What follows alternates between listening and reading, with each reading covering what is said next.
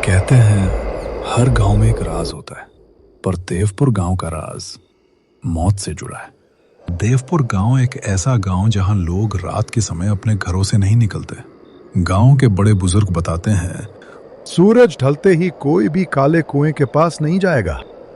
काला कुआं उस गांव के लोगों का कहना कि वो जगह सबसे मनहूस है, क्योंकि गांव वालों का कहना है जो उस कुएं के पास जाता वो कभी वापस नहीं आता।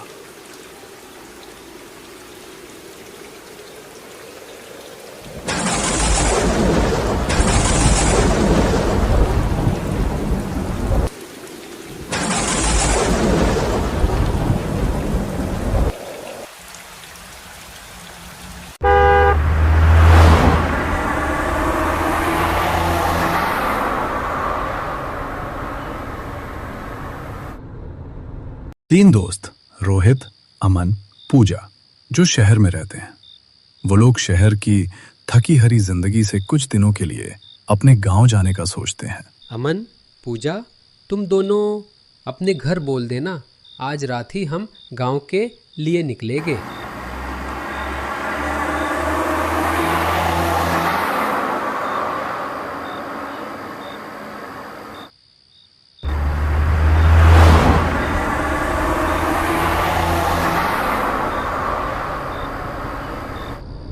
अमन और पूजा पीछे बैठे होते हैं और रोहित कार चला रहा होता है। तभी पूजा बोलती है, यार अमन, मुझे ये कुछ भी अच्छा नहीं लग रहा, कितना डरावना है। अमन चिढ़ते हुए बोलता है, ऐसा कुछ भी नहीं है। यहाँ कुछ ही देर हम चाचा के यहाँ पहुँच जाएंगे, तब तक शांति से बैठ।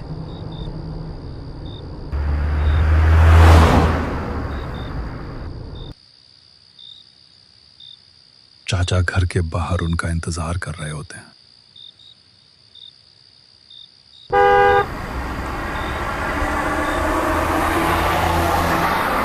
चाचा उनका इंतजार बाहर ही कर रहे होते हैं। तब तक वो तीनों चाचा के यहाँ पहुंच जाते हैं। चाचा उनको देखकर खुश होते हैं और बोलते हैं, आ गए तुम लोग, तुम्हें देख के बहुत खुशी हुई।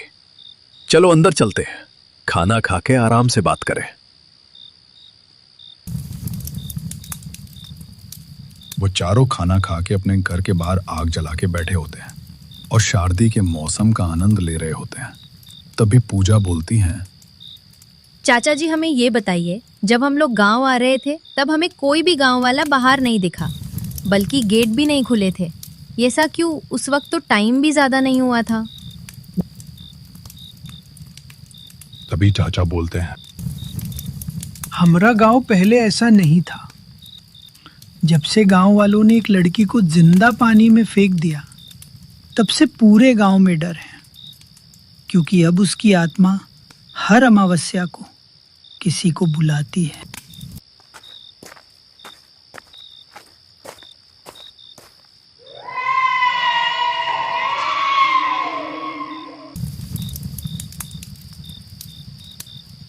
तब से ही गांव के लोग रात को जल्दी जल्दी अपने अपने घरों का दरवाज़ा बंद कर लेते हैं और अंदर ही रहते हैं। कोई भी रात के समय बाहर नहीं जाता है। तभी रोहित बोलता है, ये सब बस एक कहानी है और कुछ भी नहीं।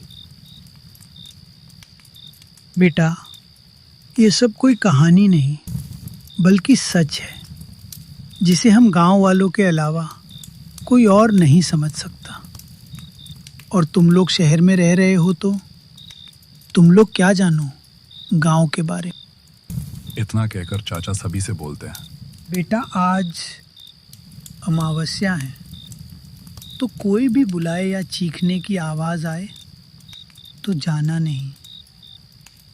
चलो अब सभी लोग अंदर चलते हैं और सोते हैं।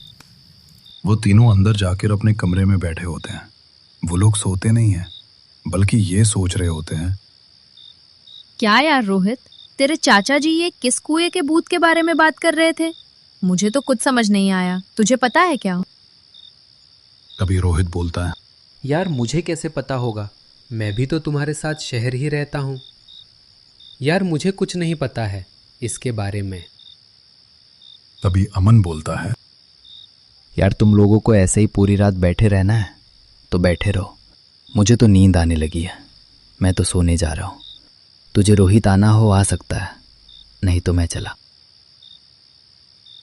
जैसे ही वो लोग वहां से जाने लगते हैं तभी खिड़की से आवाज आती है। कहाँ चल दिए रोहित, आओ मेरे पास। इतना सुनकर सभी डर जाते हैं। सभी में डर का माहौल हो जाता है, एकदम शांत हो जाता है। तभी रोहित खड़ा होता है और खिड़की के पास जाता है और बोलता है,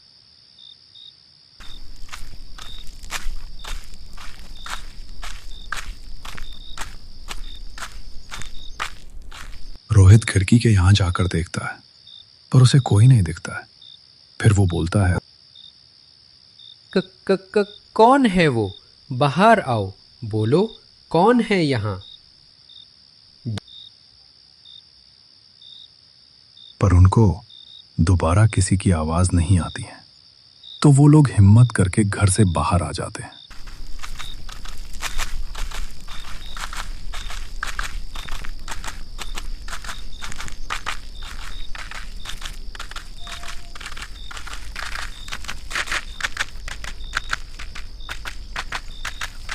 वो लोग बाहर आके चारों तरफ देखते हैं पर उनको कोई नहीं दिखता है। तभी पूजा बोलते हैं, यार रोहित, यहाँ तो कोई भी नहीं है, मुझे तो बहुत डर लग रहा है। तभी अमन बोलता है, यार इससे कुछ नहीं होगा, हमें चल के देखना होगा कौन है वो जो तुझे आवाज दे रहा था। फिर सभी हाँ बोल देते हैं और गांव से बाहर वे लोग उसी कुएं के तरफ निकलते देते हैं। चारों तरफ घना जंगल जैसा मंजर, किसी की भी रूह कांपा दे।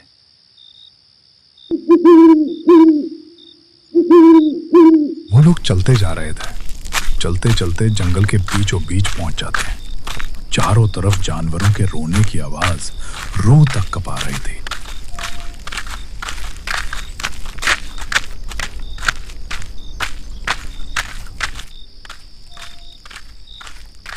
रोहित सामने देख, यही वो कुआं है जिसके बारे में चाचा हमें बता रहे थे। ये रहा हमारे सामने, चल देखते हैं। अमन कुएं के पास जाकर देखता पर उसे कोई नहीं दिखता है। तभी वो लोग वहां से जाने की सोचते, तभी कुएं से आवाज आती है, रोहित मेरे पास आओ, पास आओ रोहित, दूर क्यों खड़े हो? इतना सुनते ही अमन कांपने लगता है। तभी पूजा बोलती है, अरे अमन, भूत बने खड़े ही रहोगे? चलो यहाँ से निकलो जल्दी, नहीं तो हम में से कोई भी जिंदा नहीं बचेगा। भागो अमन। वो तीनों वहां से जैसे ही भागने लगते हैं तभी पीछे से आवाज आती है, तुम लोग ऐसे नहीं भाग सकते, वापस आओ, मैं कहती हूँ वापस आओ। वो लोग भागते भागते जंगल के बीचों बीच पहुंच जाते हैं।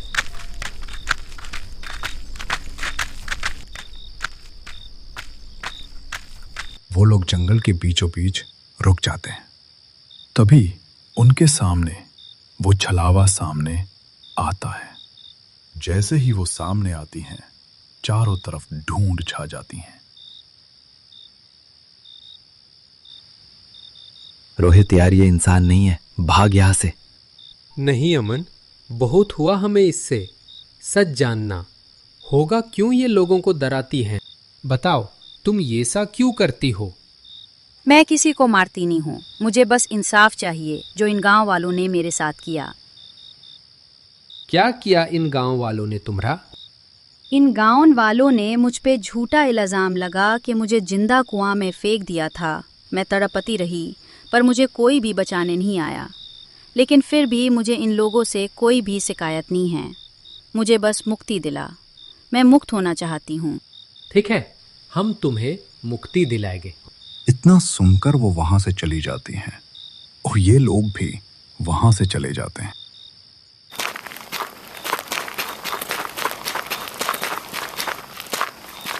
रोहित और अमन सुबह मंदिर पहुंचकर पुजारी को पूरी बात बता देते हैं और पुजारी उसे मुक्ति दिला देते हैं।